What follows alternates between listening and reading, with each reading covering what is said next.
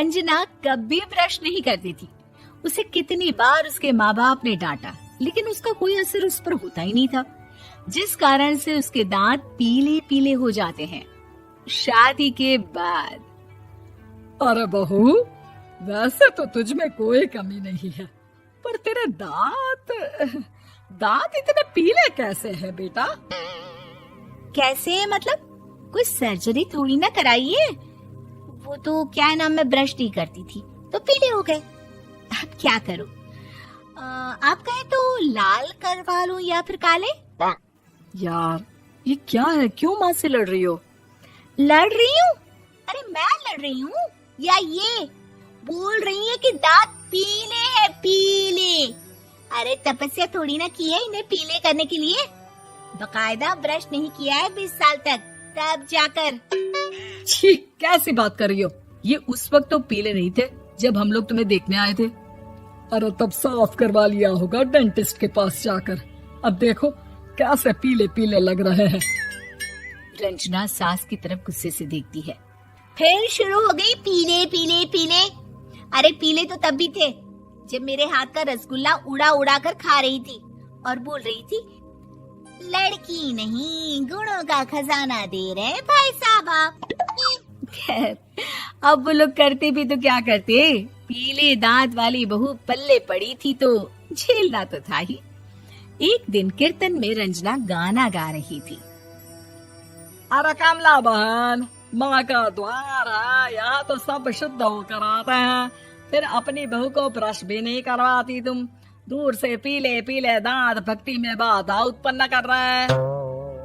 अरे कोई 2 साल की बच्ची थोड़ी ना लेकर आई हूँ मैं बहू बनाकर।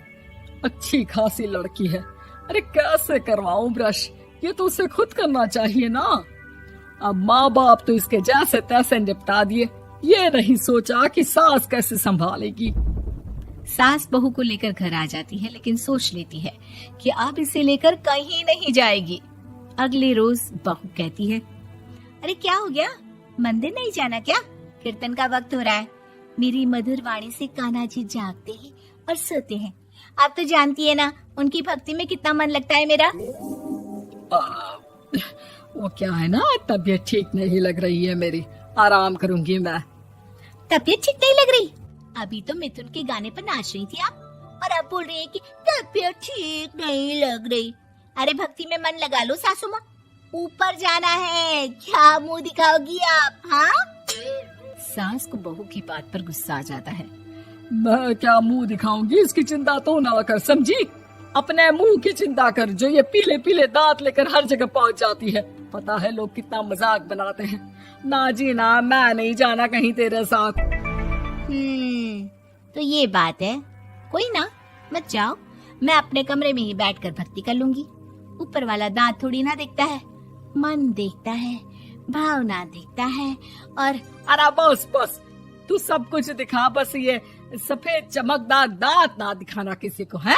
जा यहाँ से। बहू को सास की बात का कोई फर्क नहीं पड़ता, वो तो जैसी थी वैसी ही रह जाती है। सुबह नहाकर किचन में खाना बनाना, फिर खाना खाना, कीर्तन भजन करना और सो जाना। एक दिन, माँ जी मैं सहेली के घर जा रही हूँ, शाम को लेट आऊंगी। हाँ हाँ तो जाना, मैंने कौन सा तेरी आरती करनी है घर पर बैठकर। रंजना सहेली के घर जाती है, जहाँ वो पार्टी में जाने की तैयारी कर रही होती है। अरे शिखा, कहाँ जाने की तैयारी कर रही है? मैं गलत वक्त पर आ गई क्या? अरे नहीं यार, उल्टा सही वक्त पर आई है।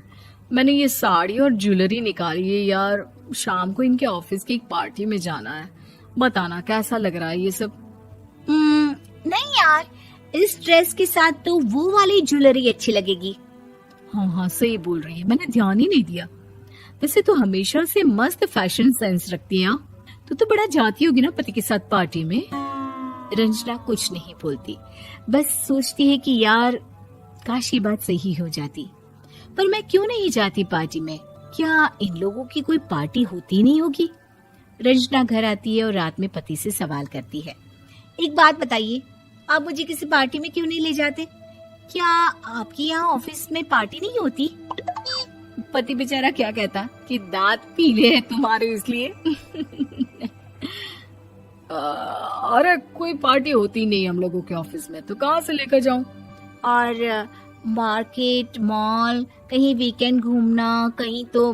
अरे यार, सारे हफ्ते में एक छुट्टी मिलती है, तो सोचता हूँ कि आराम ही कर लूं। क्यों? रंजना मन मार के रह जाती है।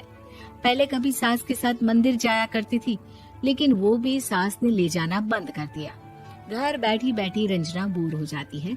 तभी उसे आइडिया आता है और वो मायके जाने का सोचती है। सासू माँ, 2 दिनों के लिए मम्मी के घर जा रही हूँ। अच्छा अच्छा, ठीक है, आराम से जा। और हाँ, माँ से कुछ अच्छी आदत सीख कर आना कि कैसे शरीर के हर भाग की तरह दांतों की सफाई भी जरूरी होती है, समझी? शुरू हो गई ना आप? वो लोग आपकी तरह नहीं है कि छोटी छोटी बात का बतंगड़ बना दे। उन लोगों के लिए मैं मायने रखती हूँ, ना कि मेरे पीले पीले दांत। रंजना माँ को बिना बताए उन लोगों को सरप्राइज देती है, लेकिन जैसे ही वो दरवाजे पर पहुंचती है, अंदर देखती है कि घर वाले कहीं जा रहे होते हैं। अब माँ, काश रंजना दीदी के दांतों वाली प्रॉब्लम नहीं होती, तो वो भी हम लोगों के साथ चलती ना बुआ जी की बेटी की शादी में। हाँ बेटा, लेकिन अब उसे कौन समझाए कि उसको उसके पीले दांत नहीं दिखते, लेकिन उसके आसपास के लोगों को कितना एम्बैरेसिंग फील कराते हैं। मुझे तो कितनी बार उसके स्कूल की टीचर ने शिकायत की कि उसके साथ कोई लड़की बैठना भी नहीं चाहती, और ना ही कॉलेज में कोई उससे बात करना चाहता था। लेकिन पता नहीं क्यों उसे ये बात समझ में ही नहीं आती।